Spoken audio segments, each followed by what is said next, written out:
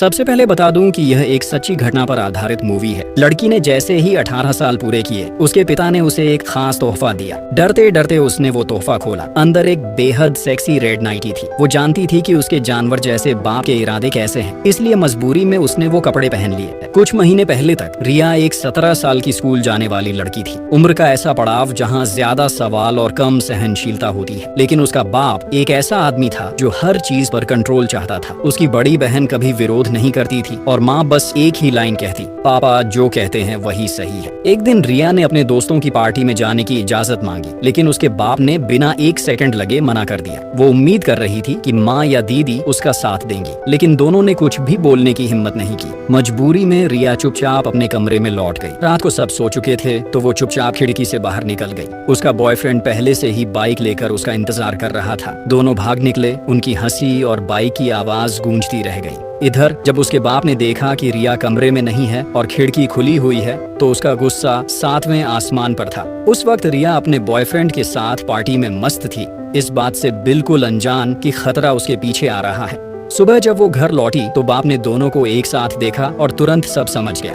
रिया को बहुत डांट पड़ी। वह चुपचाप अपने कमरे में चली गई। टूट चुकी थी क्योंकि उसके बाकी दोस्त तो बिना रोक के जी रहे थे। उसी रात रिया ने कह दिया, जैसे ही मैं 18 की हो जाऊंगी ये घर छोड़ दूंगी और काम करने चली जाऊंगी। उसकी बहन और माँ ने उसका साथ दिया, लेकिन उनकी बातें उसके बाप ने सुन ली। वो वहीं बैठा रह गया, गुस्से से भरा। तभी उसके दिमाग में एक शैतानी आइडिया आया। अगले दिन जब माँ घर पर नहीं थी, उसने रिया से कहा, बेटा जरा एक बॉक्स उठाने में मदद कर दे। बाप था, इसलिए रिया बिना शक किए चल दी, लेकिन वो नहीं जानती थी कि ये सब एक प्लान था। जैसे ही वो बेसमेंट में पहुंची, उसे पहली बार पता चला कि वहाँ एक गुप्त कमरा है। बाप ने कहा, ये पुराने मालिक का बनवाया हुआ बंकर है। रिया को थोड़ा अजीब तो लगा, लेकिन फिर भी वो अपने बाप पर भरोसा कर रही थी। जैसे ही वो बंकर के अंदर गहराई में पहुंची, उसका बाप अचानक दरवाजा बंद करके चला गया।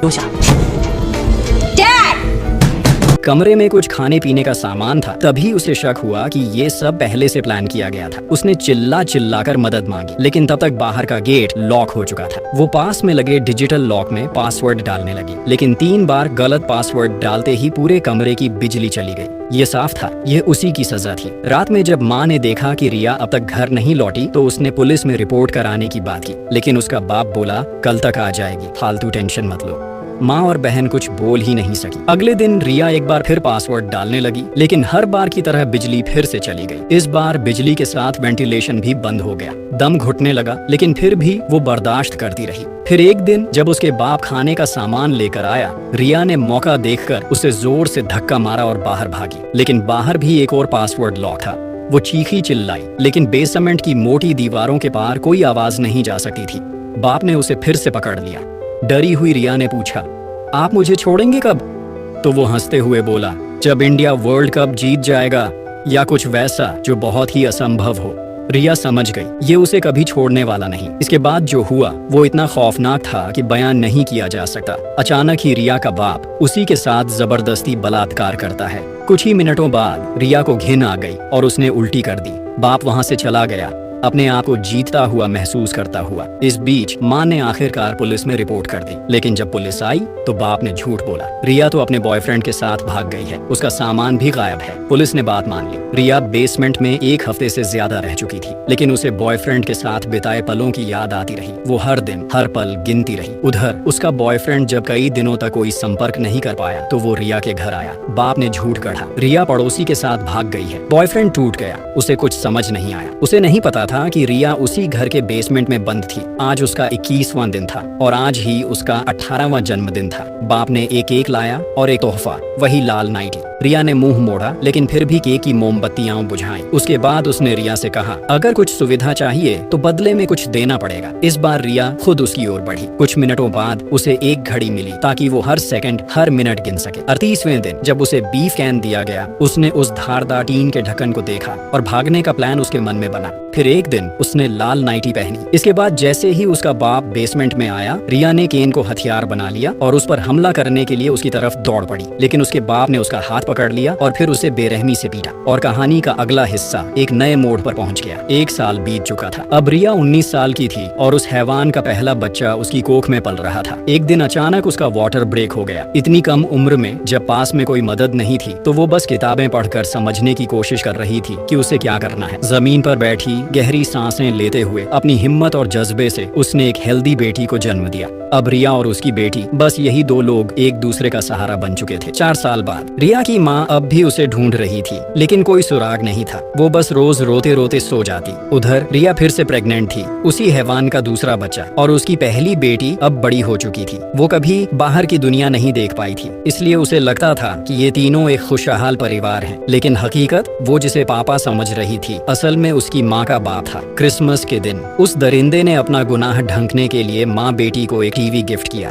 रिया खुशी से पागल हो गई। कम से कम अब वो अपनी बेटी को बाहर की दुनिया दिखा सकती थी। 7वां साल, इस बार एक बेटा पैदा हुआ, लेकिन अब बेटी बीमार रहने लगी। उस हैवान ने कुछ दवाइयाँ दी। रिया घबरा गई। ये दवाइयाँ तो बड़ों के लिए हैं, बच्चे को कितनी दो? आधी। अगर इससे उसकी तबीयत और बिगड़ गई या जहर निकली तो? उसका टेम्परेचर 101 डिग्री है। रिया बस अपनी बीमार बेटी को गोद में लिए बैठी रही। चाहकर भी डॉक्टर के पास नहीं ले जा सकती थी, क्योंकि उस दरिंदे को बच्चों की कोई फिक्र नहीं थी। इसी बीच रिया का बॉयफ्रेंड अचानक उसके घर पहुंचा, लेकिन सामने मिली रिया की बहन। बातों बातों में बहन को पता चला कि रिया ने किसी के साथ भागने जैसी कोई हरकत नहीं की थी। जो बातें पापा ने बताई वो सब झूठ थी। ये सुनते ही उसे बहुत अनकंफर्टेबल फील हुआ। उसे शक हुआ कि शायद पापा ने ही रिया को कहीं छुपा रखा है। उस रात माँ और बहन ने पहली बार उस हैवान का खुलकर विरोध किया। वो चाहते थे कि कोई प्राइवेट डिटेक्टिव रिया को ढूंढे, लेकिन हर बार रोक लगा दी जाती। इस बार बहन ने चुपचाप पापा की चाबियां चुरा ली और चली गई घर के बेसमेंट में। जैसे ही अंदर पहुंची, देखा वहाँ अजीब अजीब चीजें रखी थी। वो समझ गई कि कुछ तो गड़बड़ है। तभी उसका बाप वहाँ आ जाता है और उसके हाथ से चाबी छीन लेता है। वो हैवान एक बच्चे को चुपचाप घर के बाहर छोड़ आया। माँ ने जैसे ही देखा, एक छोटा सा बच्चा टोकरी में पड़ा था, साथ में एक चिट्ठी। ये मेरा और मेरे बॉयफ्रेंड का बच्चा है, मैं अभी माँ बनने के लिए तैयार नहीं हूँ, प्लीज इसे पाल लेना। लेकिन माँ को पता नहीं था, उसी टोकरी में एक और नोट छिपा था। कुछ देर बाद वो हैवान भी बेसमेंट पहुंच गया और नोट पढ़ते ही आग बबूला हो गया। रिया पर गुस्सा निकालते हुए उसे फिर से पीटा। रिया की एक छोटी सी गलती की इतनी बड़ी सजा मिली कि उसे फिर से उसी अंधेरे में जीना पड़ा। 14वां साल, रिया फिर से प्रेग्नेंट थी, इस बार चौथा बच्चा, और उसकी बड़ी बेटी अब जवान हो रही थी। उस हैवान की नजर अब उसकी बेटी पर थी। रिया समझ गई और डर से कांप गई। उसने बेटी को पास बुलाया और अपने पिता को चेतावनी दी, मेरे साथ जो करना है करो, लेकिन मेरी बेटी को मत छूना।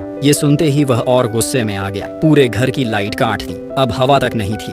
रिया बेटी को लेकर वेंटिलेशन के पास गई, लेकिन अब बेटी को अस्थमा हो चुका था। 17वां साल, भारी बारिश हो रही थी। पानी के रिसाव की वजह से बेसमेंट की छत में दरारें आ गईं। रिया ने तुरंत एक टेबल खींची, उस पर चढ़ी और एक चम्मच से खुदाई शुरू कर दी। घंटों की मेहनत के बाद आखिरकार एक छोटा सा छेद बन गया। वो बाहर टॉर्च मारती है और एक पड़ोसी जो डॉग वॉक कर रहा था उसे देख लेता है, लेकिन अफसोस, उसने ये बात उसी इंसान को बता दी जिसे सबसे आखिरी में पता चलनी चाहिए थी। वो हैवान तुरंत वहाँ पहुँचा और फिर शुरू हुआ वही तांडव। अच्छी बात ये रही कि बड़ी बेटी ने बीच में टोक दिया, वरना प्रेग्नेंट रिया के लिए ये सब बर्दाश्त करना बहुत मुश्किल था। उस रात वो दर्द से तड़पती रही। पूरी रात उसके लिए किसी नरक से कम नहीं थी। जब वो दरिंदा फिर से बेसमेंट में आया, रिया ने उसे एक मरा हुआ बच्चा पकड़ा दिया। उसने बिना किसी इमोशन के उस बच्चे को जमीन में गाड़ दिया, जैसे कोई जानवर की लाश हो। समय बीता और अब 18 साल हो चुके थे। दोनों बच्चों ने बाहर की दुनिया देखने की इच्छा जताई, लेकिन उस दरिंदे ने मना कर दिया। उसने कहा कि रिया ने कोई गलती की है। बच्चों को लगा उनकी माँ ही गलत है।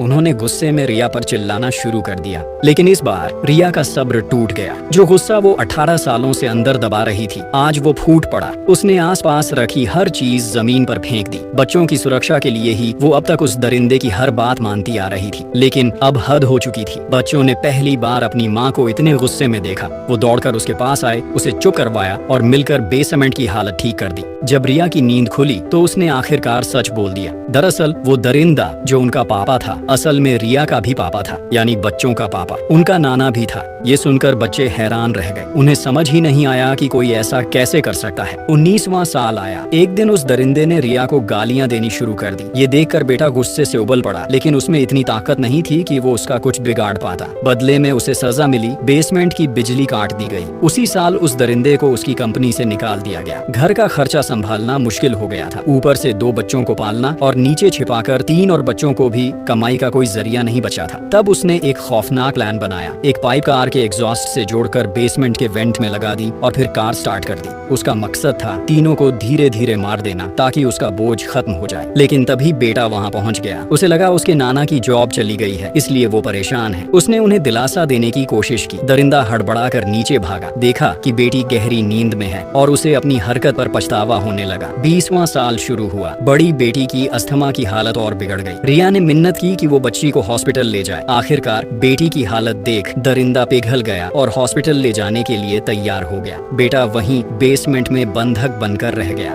20 साल बाद रिया पहली बार बाहर की दुनिया देख रही थी। बहुत कुछ बदल चुका था, लेकिन उसे सोचने का वक्त नहीं था क्योंकि बेटी की हालत बहुत नाजुक थी। अस्पताल पहुंचते ही डॉक्टरों ने बच्ची को बचा लिया। समय रहते ही पहुंच गए थे। तभी डॉक्टर ने रिया से बेटी की मेडिकल हिस्ट्री पूछी क्योंकि सिस्टम में उसका कोई रिकॉर्ड नहीं था। उन्होंने फॉर्म भरने को कहा। दरिंदे को शक था कि रिया कहीं फॉर्म में कुछ गड़बड़ न कर दे, इसलिए उसने फॉर्म खुद ले लिया। रिया ने बाथरूम जाने की इजाजत मांगी, लेकिन दरिंदे ने मना कर दिया। उसी वक्त फोन आया और जैसे ही वो पलटा, रिया ने पानी का ग्लास फॉर्म पर गिरा दिया। अब दरिंदा नया फॉर्म लेने चला गया। रिया के पास अब एक ही मौका था, भागने का। 20 साल की कैद ने उसे अंदर से तोड़ दिया था, लेकिन बच्चों की सलामती के लिए उसने खुद को समेटा और सीधा डॉक्टर के पास जा पहुंची। दरिंदा समझ गया कि अब राज खुल जाएगा, तो वो भागने की कोशिश करने लगा, लेकिन पुलिस को शक हो गया और उन्होंने उसका पीछा किया। इस तरह रिया की 20 साल की कैद खत्म हुई। दरिंदा गिरफ्तार हो गया। उसकी बाकी की जिंदगी अब जेल में बीतेगी। जब बच्चों को बेसमेंट से बाहर निकाला गया तो सबकी आंखें फटी रह गईं। किसी ने सोचा भी नहीं था कि इतने सालों से रिया उनके इतने करीब कैद थी। आखिर में रिया फिर से रोशनी और आजादी की जिंदगी में लौट आई। उसका बॉयफ्रेंड, जो इन 20 सालों में कभी उसे भूल नहीं पाया, उसे ढूंढते हुए वहीं पहुंचा। दोनों एक बार फिर साथ हो गए। लेकिन जो सबसे ज्यादा चौंकाने वाला है, ये फिल्म एक सच्ची घटना से इंस्पायर्ड है। ऑस्ट्रिया की एलिजाबेथ को उसके ही पिता ने 24 साल तक बेसमेंट में कैद रखा। उसने उससे 7 बच्चे पैदा करवाए और इस दौरान कई बार गर्भपात और शारीरिक अत्याचार झेले। एलिजाबेथ की कहानी हमें यही सिखाती है, चाहे हालात कितने भी बुरे क्यों ना हो, जिंदगी की उम्मीद कभी मत छोड़ो। अंधेरे के बाद हमेशा उजाला आता है।